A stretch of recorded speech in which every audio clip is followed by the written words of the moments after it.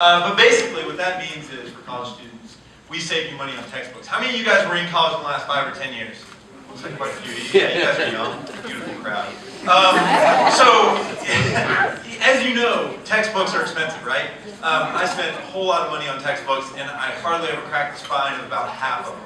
Partly, that was because I was not the greatest student, but partly, it was because they just don't get used as much anymore. I mean, there's tons of open source resources out there, and free resources that professors are sometimes using. So anyway, cost of textbooks has gone up. There are some solutions out there today. There is the used book market, which we're seeing a lot of with guys like Chegg, obviously the big player there, and Amazon. Valor Books is another one. But the problem there is that students aren't adopting to digital, which is what we all know is going to happen eventually and needs to happen. On the other end of things, there are people trying to push for digital adoption, and their strategy in general has been, let's make a premium offering that what students will still pay high prices for. At Packback, we kind of think the answer has to do with saving students money instead.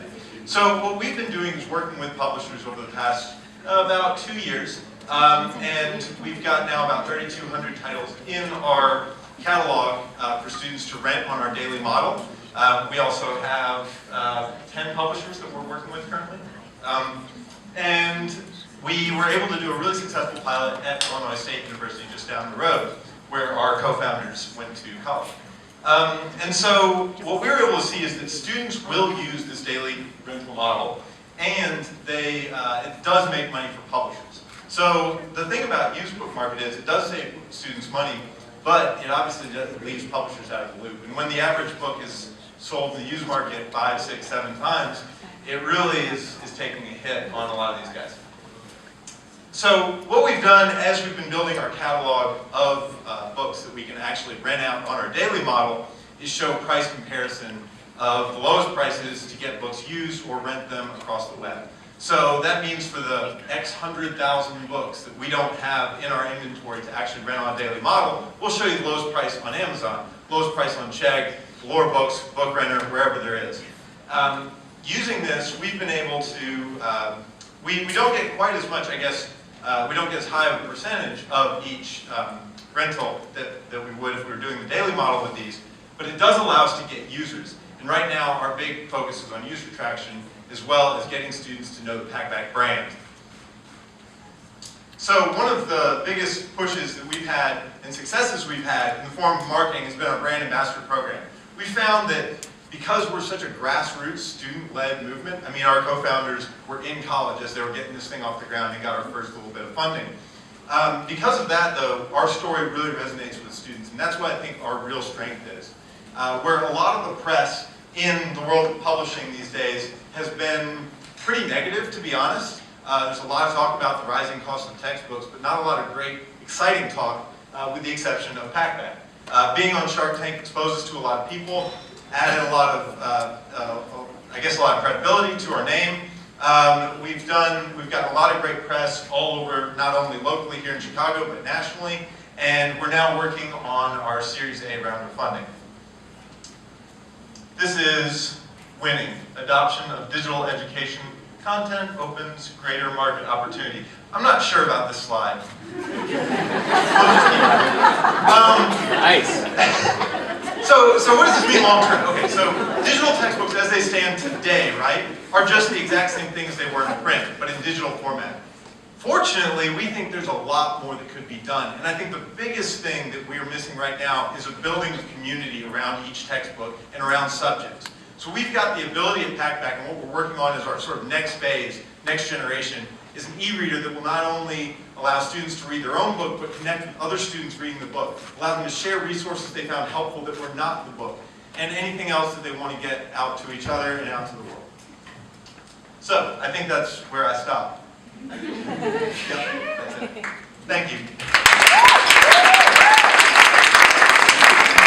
And I'm going to bring Mike up, or one of the co-founders, for the Q&A, because he's better at exact numbers and questions and things. One of the things that you mentioned was, textbooks aren't being used as much in classes. How do you think that's going to affect your long-term vision? I think it's more of a changing of use of textbooks, maybe, than like just not at all. Do you have any thoughts on that, Mike? Yeah, so I think we did a switching of the roles, so Karl's our lead here. So as the role of the textbook actually shifts to more of a reference point, Packback's model becomes far more relevant.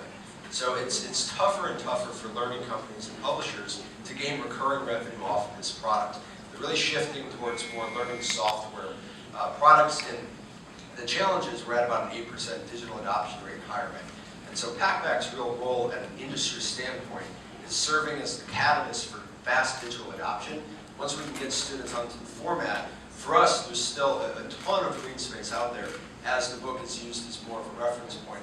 We look at, kind of in our financial projections, a student using the book as a daily rental between 4 and 8 times, unless the professor requires them to convert to a semester-long or a year-long extended rental. So it actually kind of plays into our model very well. You spent some time on the ambassadors thing.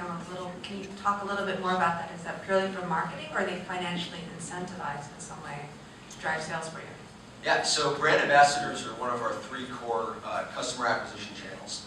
And we found that kind of on the back of having price comparison as an immediate offering to acquire users, we were able to build up teams on campus where we go to a school, our story of being college-focused, college-founded, resonates very strongly, the value proposition makes a ton of sense, and then sort of the added flair of what we've done with Shark Tank and different press. We're able to find student leaders that they then will set up partnerships with other student organizations. We have fun kind of promotional events on campus. And so they're financially incentivized. We pay ambassadors $1 per new user that signs up on Packback.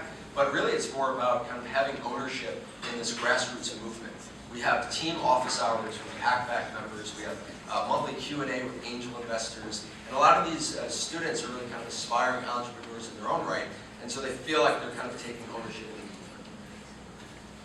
Hey, nice job. Great progress. You guys have been at this for a bit, so good work there. I think the question that people come up, nobody debates the premise. Everybody thinks it's going to happen, and I think a lot of people want you guys to win. But why do you win? Why are you guys the ones to do this? Because this is not a terribly complex idea. So what is it about you guys? Sure. So I think a big part of that is timing. So we look at, as far as product market fit, Karl talked about some of the digital solutions that have been out there that really kind of went to create a future where students aren't at right now. Right now, students are using textbooks as a reference point. The timing is right where the format is at least acceptable to get students to go to the basic digital product. From there, we can actually differentiate the product experience when we have that early initial adoption and engagement in a digital format, which right now is still at an 8% level. There's a ton of green space out there to get students engaged in digital.